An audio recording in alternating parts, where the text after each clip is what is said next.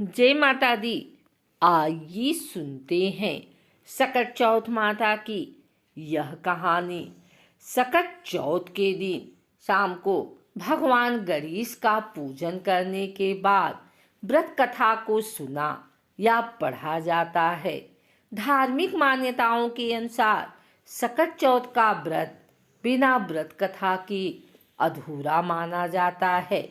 इस व्रत को लेकर कई कहानियाँ प्रचलित हैं, जिसमें बुढ़िया माई की कहानी, भगवान श्री गणेश से जुड़ी कथा और माता पार्वती व भगवान शंकर से जुड़ी कहानियाँ सुनी जाती हैं। आइए सुनते हैं सकट चौथ की यह कहानी। एक बार माँ पार्वती स्नान करने गई। स्नान घर के बाहर उन्होंने अपने पुत्र गणेश जी को खड़ा कर दिया और उन्हें रखवाली का आदेश देते हुए कहा कि जब तक मैं स्नान कर खुद बाहर ना आऊं, किसी को भीतर आने की इजाज़त मत देना। गणेश जी अपनी माँ की बात मानते हुए बाहर पहरा देने लगे।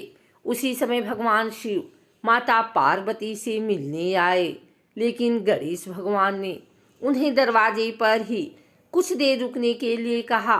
भगवान शिव ने इस बात से बेहद आहत और अपमानित महसूस किया। गुस्से में उन्होंने गणेश भगवान पर त्रिशूल का वार किया, जिससे उनकी गर्दन दूर जा गिरी।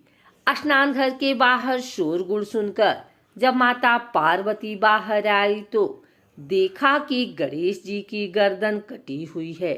यह देखकर वो रोने लगी और उन्होंने शिव जी से कहा कि गणेश जी के प्राण फिर से वापस कर दें। इस पर शिव जी ने एक हाथी का सिर लेकर गणेश जी को लगा दिया। इस तरह से गणेश भगवान को दूसरा जीवन मिला। तभी से गणेश की हाथी की तरह सूंड होने लगी। तभी से महिलाएं बच्चों की सलामती के लिए माघ माह के कृष्ण पक्ष की चतुर्थी को गणेश चतुर्थी का व्रत करने लगी। किसी नगर में एक कुम्हार रहता था। एक बार जब उसने बर्तन बनाकर आवा लगाया तो आवा नहीं पका। परेशान होकर वह राजा के पास गया और बोला कि महाराज, न जाने क्या कारण है कि आवा पक ही नहीं रहा है। राजा ने राज पंडित को बुलाकर कारण पूछा। राज पंडित ने कहा, हर बार आवा लगाते समय एक बच्चे की बलि देने से आवा पक जाएगा। राजा का आदेश हो गया। बलि आरंभ हुई। जिस परिवार की बारी होती वह अपने बच्चे में से एक बच्चा बलि के लिए भेज देता। इस तरह कुछ दिन बाद एक बुढ़िया के लड़के की बारी आई। बुढ़िया का एक ही बेटा था तथा उसके जीवन का सहारा था, पर राजाज्ञा कुछ नहीं देखती। दुखी बुढ़िया सोचने लगी, मेरा एक ही बेटा है, वह भी सकट के दिन मुझसे जुदा हो जाएगा। तभी उसको एक उपाय सूझा। उसने लड़के को सकट की सुपारी तथा दूब का बीड़ा देकर कहा, भगवान का नाम लेकर आवा में बैठ जाना, सकट माता तेरी रक्षा करेंगी। सकट के दिन बालक आवा में बिठा दिया गया और बुढ़िया सकट माता के सामने बैठकर पूजा प्रार्थना करने लगी। पहले तो आवा पकने में कई दिन लग जाते थे, पर इस बार सकट माता की कृपा से एक ही रात में आवा पक गया। सवेरे कुम्हार ने देखा तो हैरान रह गया। आवा पक गया था और बुढ़िया का बेटा जीवित व सुरक्षित था। सकट माता की कृपा से नगर के अन्य बालक भी जी उठे। यह देख नगरवासियों ने माता सकट की महिमा स्वीकार कर ली। तब से आज तक सकट माता की पूजा और व्रत का विधान चला आ रहा है। एक बुढ़िया थी, वह बहुत ही गरीब और दृष्टिहीन थी। उसका एक बेटा और बहू थी। वह बुढ़िया सदैव गणेश जी की पूजा किया करती थी। एक दिन गणेश जी प्रकट होकर उस बुढ़िया से बोले, बुढ़िया माँ, तू जो चाहे सो मांग ले। बुढ़िया बोली, मुझसे तो मांगा नहीं जाता, कैसे और क्या मांगूं। तब गणेश जी बोले, अपने बहू बेटे से पूछकर मांग ले।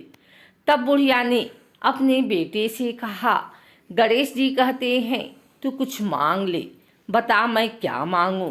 पुत्र ने कहा, माँ तू धन मांग ले। बहू से पूछा तो बहू ने कहा, नाती मांग ले। तब बुढ़िया ने सोचा कि ये तो अपने अपने मतलब की बात कह रहे हैं। अतः उस बुढ़िया ने पड़ोसिनों से पूछा तो उन्होंने कहा, बुढ़िया तू तो थोड़े दिन जिएगी, क्यों तू धन मांगे और क्यों नाती मांगे। तू तो अपनी आँखों की रोशनी मांग ले, जिससे तेरी जिंदगी आराम से कट जाए। इस पर बुढ़िया गणेश जी से बोली, यदि आप प्रसन्न हैं तो मुझे 9 करोड़ की माया दें, निरोगी काया दें, अमर सुहाग दें, आँखों की रोशनी दें, नाती दें, पोता दें और सब परिवार को सुखी दें और अंत में मोक्ष दें। यह सुनकर तब गणेश जी बोले, बुढ़िया माँ, तुमने तो हमें ठग लिया, फिर भी जो तूने मांगा है वचन के अनुसार सब तुझे मिलेगा। और यह कहकर गणेश जी अंतर ध्यान हो गए। उस बुढ़िया माँ ने जो कुछ मांगा वह सब कुछ मिल गया।